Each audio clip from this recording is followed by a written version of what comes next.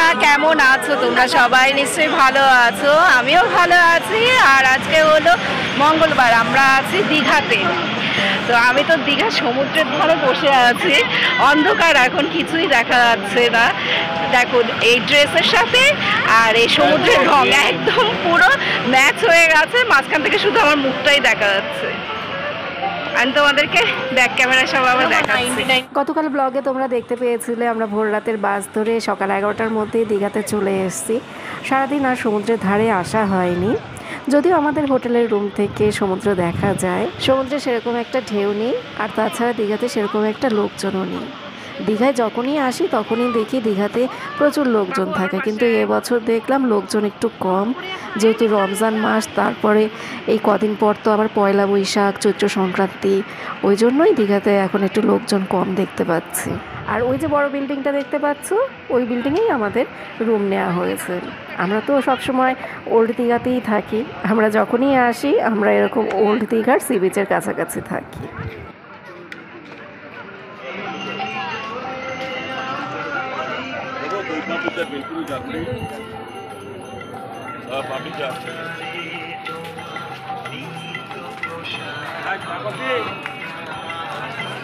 আমরা এই পার্কের উল্টো দিকে বসলাম, ওরা বলছিল পার্কের ভেতরে বসবে, আমি বললাম না, একটু সমুদ্রের ধারে বসি। অর্জুন, এই যে অর্জুন আছে, আর কৃপা ফুচকা খাচ্ছে। কৃপা বারবার বলছিল মা অর্জুনকে ছাড়া ফুচকা খেতে ভালো লাগছে না। আমি বললাম তুই গিয়ে খেয়ে আয়, অর্জুন যখন সুস্থ হবে, না অর্জুন যখন সুস্থ হবে তখন অনেক খেতে পারবে। এমনিতেই তো উল্টো পাল্টা খাবার সবসময় চলতেই থাকে। ওই যে ওই পাশে কৃপা ওইখানটায় ফুচকা খাচ্ছে, ওই যে ওইখানটায়। আটটার বেশি আছে এখন, আমরা একটু ওই আশেপাশে হাঁটি। অনেকক্ষণ ধরে এখানে বসেছিলাম। আমি একটু ভিডিও করবো। আচ্ছা তুই পরে ভিডিও করিস। অর্জুনের খুব ঘাম দিচ্ছে, মানে অর্জুন ওষুধ খেয়ে এসছে তো, ওর জন্য খুব ঘাম হচ্ছে, জামাটা একদম ভিজে গেছে। আর এক্সট্রা জামা আমি নিয়ে আসিনি। চলো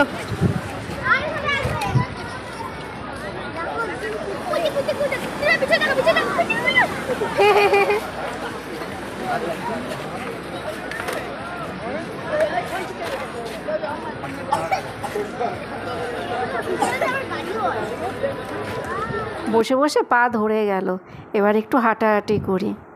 এবছর দীঘাতে এসে সেরকম একটা হাঁটাই হলো না, প্রতি বছর তো অনেক হাঁটা হয়। আমরা অ আ ক খ পড়ছি, ওই যে অ আ ছোট কোকা বলে অ আ শিখে শেখে নিশে কথা কওয়া, ভুলে গেছে অ আ, ওগুলো কি এখন আর ভালো করে মনে আছে?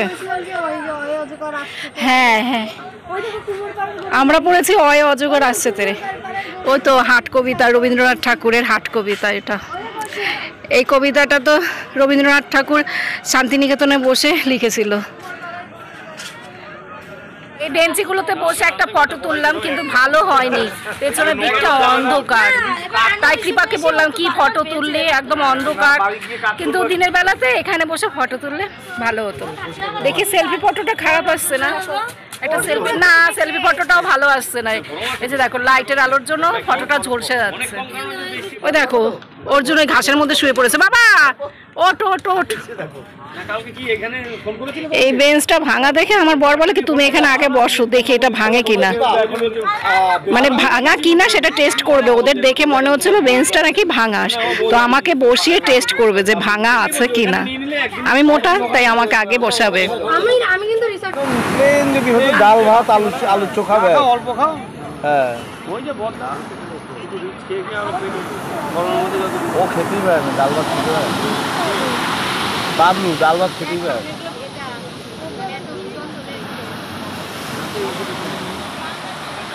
রাতে তুমি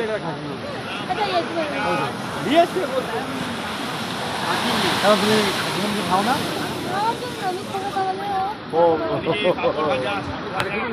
সমুদ্রের এই ঢেউয়ের শব্দ শুনতে খুব ভালো লাগে। শো শো করে যে শব্দটা হচ্ছে না, ওটা শুনতে হেবি ভালো লাগে। দীঘা আমার খুব বেশি একটা পছন্দের জায়গা না, কিন্তু এই যখন আমি সন্ধ্যাবেলার দিকে বা রাতের বেলার দিকে সমুদ্রের ধারে বসে থাকি, তখন আমার খুব ভালো লাগে। দু একদিনের জন্য দীঘা খারাপ লাগে না, দু একদিন যখন ছুটি ছাটা পড়ে সেই সুযোগে দীঘাতে আসতে বেশ ভালোই লাগে এখন। আগে সেরকম একটা ভালো লাগতো না, কিন্তু বারবার আমরা এই জায়গাটায় আসি তো সেই জন্য এই জায়গাটাকে ভালোবেসে ফেলেছি। কোনো জায়গা বলো বা জিনিস বলো বা মানুষ বলো, তার সাথে যদি বেশিক্ষণ সময় কাটানো হয় তখন কিন্তু সেই জায়গা, জিনিস বা মানুষের প্রতি অ্যাটাচমেন্ট বেড়ে যায়। আমার সাথে এই সর্বনাশটা হতে হলো, আমার জুতোটাকে ভাসিয়ে নিয়ে গেছে, দুটো জুতোই নিয়ে গেছে, তো একটা উদ্ধার করতে পেরেছে, আর একটা জুতো ওই মাঝখানে নিয়ে গেল, দুবার করে পাড়ে এসেছিল তাও তুলতে পারলে না। হঠাৎ করে একটা বড় ঢেউ চলে এসছে, আমরা তো এই পাশটায় বসা ছিলাম, এই সিটে বসা ছিলাম দেখো, আর ওখান থেকে ঢেউ চলে এসছে এখানে ঝট করে দেখো। আমি তো ওদের দিকে তাকানো ছিলাম, ওরা সবাই এই দিকটায় ছিল, ওদের দিকে তাকানো ছিলাম, আর আমার আর কি পায়ের জুতো খুলে না বসার অভ্যাস। আমি যখন রিল্যাক্স ভাবে আর কি বসি সবসময় না জুতো খুলেই বসি। বাস বলো বা একটু আগে যে আমি উঁচুর ওই জায়গাটায় বসাছিলাম সেখানেও আমি জুতো খুলে বসেছি। তাই আমার বর বলছে যে তুমি জুতো খুলে বসেছিলে কেন, তাহলে তো আর জুতো এইভাবে যেত না। এক পায়ে জুতো দিয়ে দাঁড়িয়ে রয়েছি।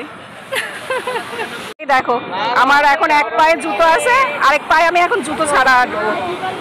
পা দুটো ফুলে ঢোল হয়ে গেছে। এখন বড় বড় ঢেউ আসছে, এখানে আর থাকা যাবে না, আমাকে খালি পায়ে যেতে হবে।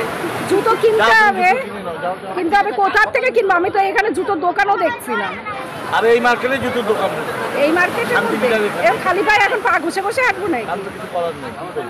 আমি হোটেলের রুমে চলে যাই, হোটেলের রুমে চলে যাই, হাওয়াই চটিয়ে আছে তো হাওয়াই চটি পরবো। তাহলে আর জুতো লাগবে না। হ্যাঁ হাওয়াই চটি পরে থাকবো নাকি আমি? হাওয়াই চটি থাকলে আর জুতো। কোথাও ঘুরতে বেরোলে জুতোর সাথে যে আমার কী শত্রুতা, বেশিরভাগ সময় দেখে ঘুরতে গেলে জুতো ছিঁড়ে যায়। আর এবার তো সমুদ্রের জলেই চলে গেল। দেখো এইভাবে আমাকে খালি পায়ে বাজারের মধ্যে দিয়ে হাঁটতে হচ্ছে।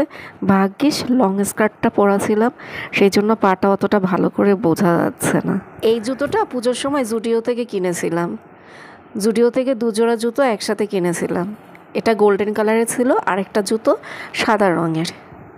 300 টাকার জুতো সমুদ্রের জলে চলে গেল। এই জুতোটা কিন্তু আমি খুব বেশি দিন ধরে ব্যবহার করছিলাম না, মনে হয় জানুয়ারি মাসে বের করেছিলাম, তাও আমি একটু তোলা তোলা করে পরতাম, গেল জুতোটা। মন খারাপ লাগছে। বর বললো আরেক জোড়া জুতো কিনে নাও এখান থেকে। যাবো এখন জুতো কিনতে যাবো, ওই হাওয়াই চটি পরেই কিনতে যাব। এখন এক পায়ে জুতো ছিল সেই জন্য তাড়াতাড়ি করে হোটেলের রুমে চলে আসলাম। এখন 9টার বেশি বাজে, আমরা বাইরে যাচ্ছি জুতো কিনতে। আমরা সেকেন্ড ফ্লোরে আছি। হ্যালো দাদা বাবু, ওই যে গাড়িগুলো দেখলাম সে কি একই রকম নাকি ওর থেকে ছোট? আমি খেয়াল করিনি অত।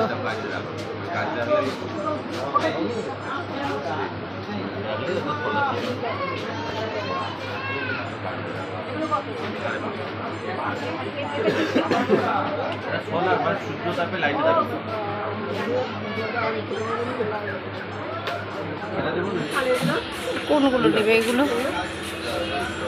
কত করে? 20 টাকা করে। আর এই সাদাগুলো? 10 টাকা। সাদাগুলো 10 টাকা, এগুলো 20 টাকা। আর এই পাশের এগুলো 30 টাকা। এটা মনে হয় কত? আয় যেটা দেখি সেটাই তোদের কিনতে ইচ্ছা করে। তাড়াতাড়ি আয়, চল। এই দুজনকে নিয়ে আমাকেই বেরোতে হবে, আর আমাকেই এরা জ্বালাবে। এটা না ওটা, ওটা না সেটা, সব দোকানের সামনে দাঁড়াবে। আর এর বাবা বলবে হ্যাঁ হ্যাঁ যাও তো যাও তো, ওদের নিয়ে গিয়ে ঘুরে আসো। ওরা ওই যা বলে কিনে দাও, ব্যাস ওনার দায় সারা কাজ হয়ে গেল। এই জুতোটা নিলাম।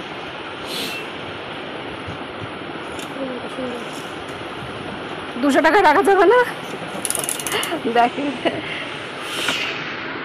সেরকম একটা পছন্দ হচ্ছে না। হ্যাঁ এই দেখো এই দোকানটা থেকে জুতো কিনলাম, নেহরু মার্কেটে ঢুকতেই বাম দিকে। হ্যাঁ বাম দিকে। তোমাদেরও যদি আমার মতো এরকম কেস হয়, জুতো যদি জলে চলে যায়, নেহরু মার্কেটে চলে আসবে। ওখানে কোথাও জুতোর দোকান নেই, এই পাশেই জুতোর দোকান আছে। কিপা এখান থেকে কানের দুল নিল, আর সুইটির জন্য একটা পেন নিলাম। কত আছে? 40 টাকা। আর কিছু নেবে? হয়ে গেছে তো। এই ক্লিপগুলো কত করে? এই ক্লাচাংগুলো? হ্যাঁ 30 টাকা। হ্যাঁ যেরকম সাজিয়ে রেখেছে সেরকম আবার দামও নেবে, বুঝেছিস?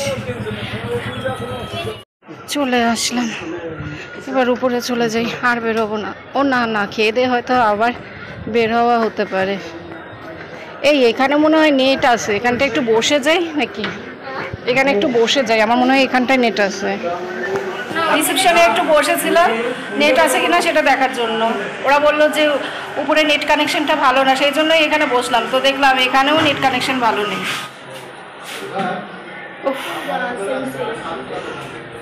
হেবি গরম লাগছে এখন। এখান দিয়ে সমুদ্র দেখা যায়।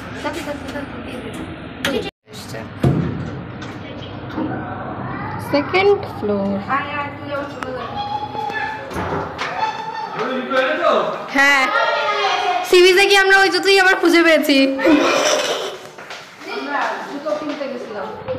এখন আমরা সবাই ডিনার করব। বাইরে থেকে রান্নার মাসিদের দিয়ে রান্না করে আনা হয়েছে, আমরা বাজার করে দিয়েছি, ওরা রান্না করে দিয়েছে। দুপুরবেলা কাঁকড়া, চিকেন আর ডাল রান্না করানো হয়েছিল। আর রাতের জন্য করা হয়েছে ভেটকি মাছ, চিংড়ি মাছ আর ডাল রয়েছে দুপুরে। একটুখানি চিকেনও ছিল দুপুরবেলার। যাই হোক, এখানে আসলে না হেভি খাওয়া দাওয়া হয়। দুপুরবেলা কাঁকড়া খেয়েছি, মাংস খেয়েছি, আবার রাতে 2 রকমের মাছ। এই ফয়েলের মধ্যে রয়েছে চিংড়ি মাছের মালাইকারি আর ভেটকি মাছ বেগুন দিয়ে ঝাল করা হয়েছে। এই যে এটার মধ্যে ভেটকি মাছ। রান্না খারাপ করেনি, রান্না ভালোই হয়েছে। বাইরে হোটেলে যেরকম রান্না করে তার থেকে অনেক ভালো রান্না করে এই রান্নার মাসিরা। আমি আর আমার বর এক থালাতেই নিলাম, কারণ এখানে না 2টো থালা রাখা যাচ্ছে না। এই সোফাতে 2টো থালা রাখলে আমরা আর কেউ বসতে পারছি না, তো সেই জন্য এক থালায় 2জন ভাত খেয়ে নিচ্ছে। অর্জুনকে বলেছিলাম শুধু আলু সেদ্ধ দিয়ে ভাত খেতে, ওর জন্য আলু সেদ্ধও করা হয়েছে। হেভি খাওয়া দাওয়া হলো। খেয়ে দিয়ে তো আমি এখন একদম ধপাস। ওরা সবাই বলছিল খাওয়া দাওয়ার পরে বিচের ওখানে যাবে, কিন্তু 11টা বাজে, এখন তো আর যাওয়া যাবে না।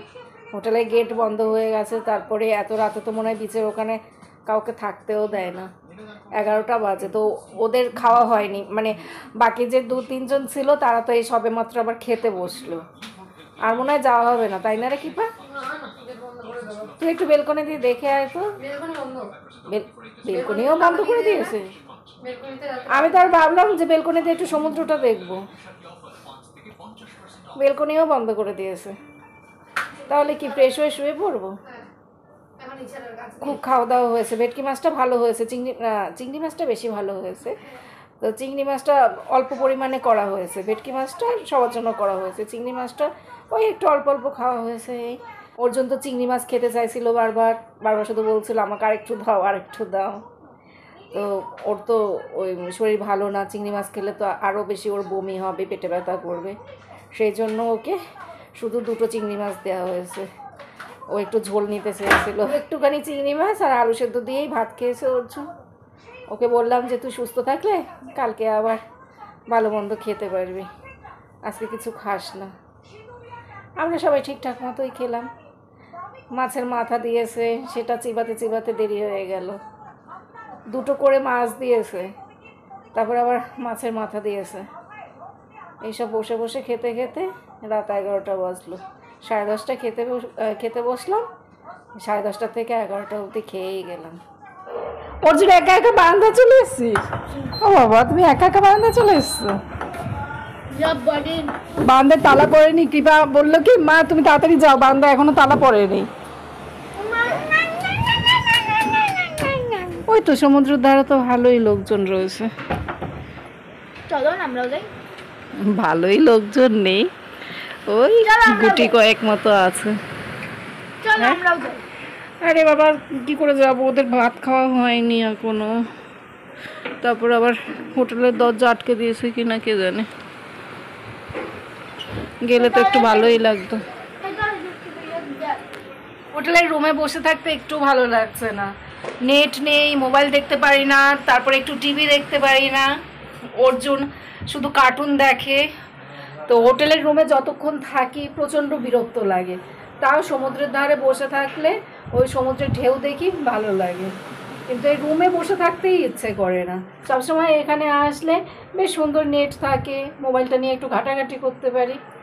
আর এখন এই নেট নেই বলে রুমে আর থাকতে ভালোই লাগে না। রাতের বেলা কি করব তাই আমি শুধু মনে মনে ভাবছি। রাতের বেলা এত সহজে আজকে আমার ঘুম পাবে না, দুপুরবেলা ঘুমিয়েছি তো ওই জন্য রাতের বেলা ঘুম পাবে না।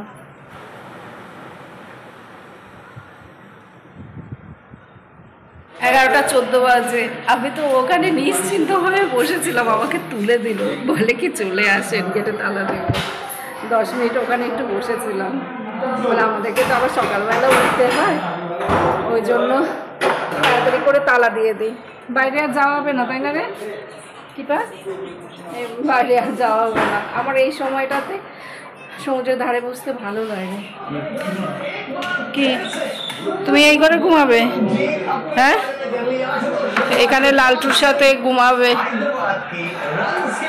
যাই, চলে যাই। ওইটা আমাদের রুম 308, এই যে 307-এ আমার বর আছে, ওর সাথে ওই লালটুদা রয়েছে 306, আর ওই পাশে 305, মানে 5, 6, 7, 8। আর সমুদ্রের ধারে যাওয়া হলো না। ওই স্টাফগুলোর কাছে জিজ্ঞেস করলাম, ওরা বলে গেটে সব তালা পড়ে গেছে, আর যাওয়া যাবে না। এবার শুয়ে পড়ি, আর কি করব।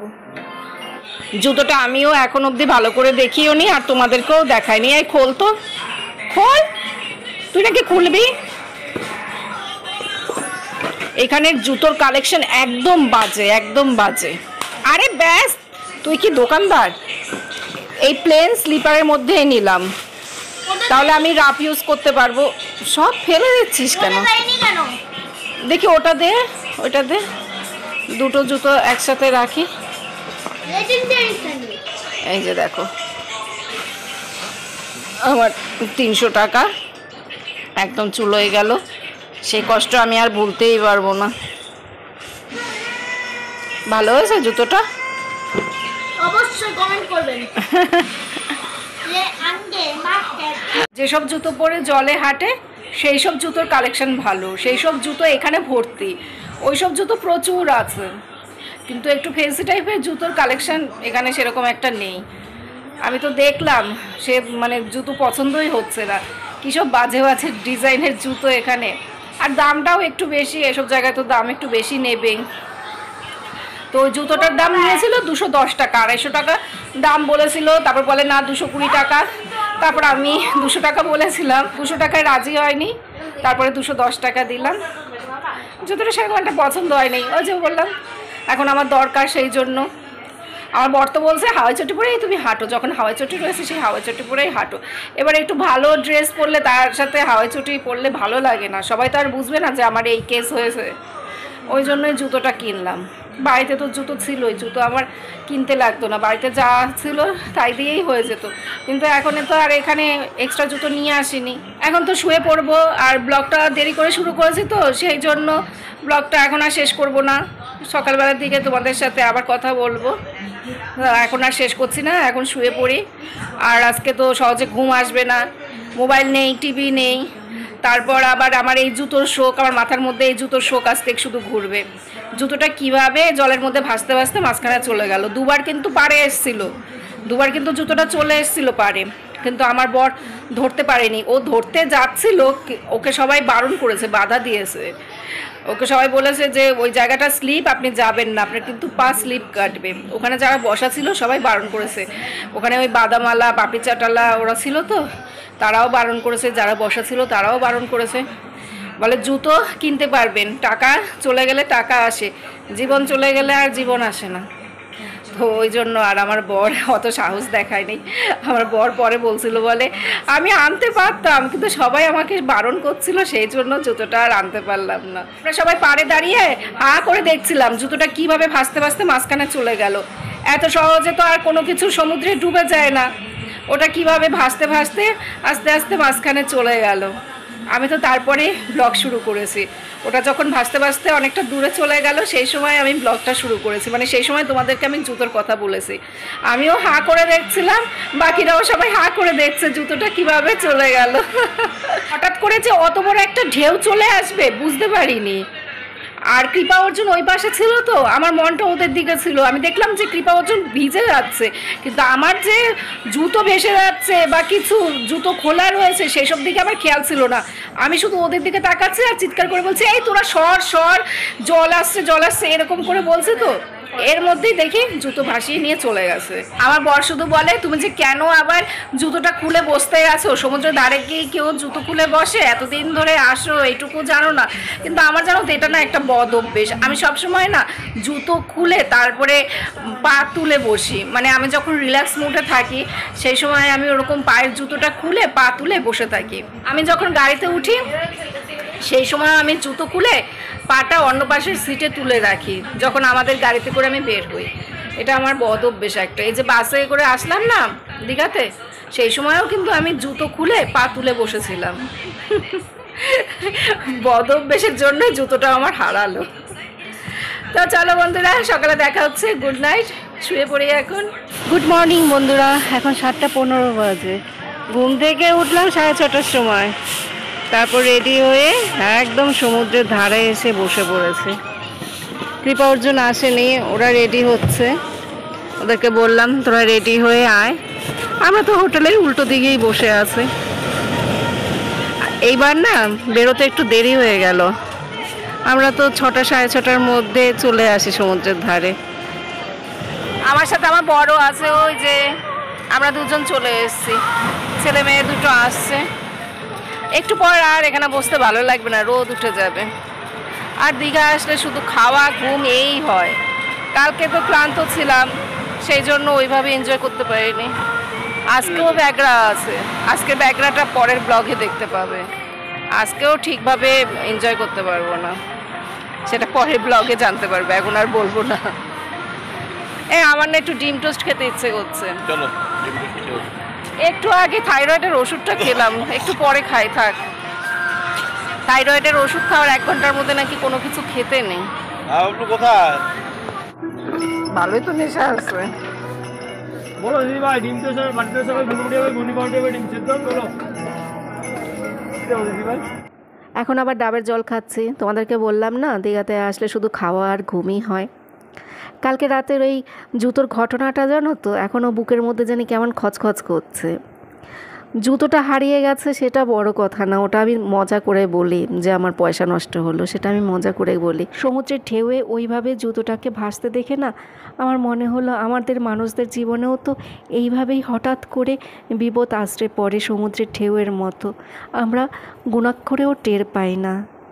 হাসি খুশিভাবে আমাদের জীবন চলতে থাকে, তারপর কোথা থেকে হঠাৎ করে বড় একটা ঢেউ এসে আমাদের জীবনটাকে পুরো লণ্ডভণ্ড করে দিয়ে যায়। কালকে রাতের বেলা সমুদ্রের ধারে যারা ছিল সবাই মনে হয় এই কথাটাই ভাবছিল। আমার কিন্তু সবার মুখ দেখে তাই মনে হচ্ছিল, কারণ সবাই যেভাবে হাঁ করে তাকিয়ে দেখছিল, আমার না শুধু তাই মনে হচ্ছিল। তো চলো বন্ধুরা, ব্লগ শেষ করে দিচ্ছি। তোমরা সবাই ভালো থেকো, সুস্থ থেকো, সাবধানে থেকো। এতবার আমি দীঘাতে আসি, কোনো সময় আমার সাথে এরকম ঘটনা ঘটেনি। এই প্রথমবার আমার সাথে এরকম একটা ঘটনা ঘটলো। তাহলে টাটা, বাই বাই, আবার আগামীকাল দেখা হবে।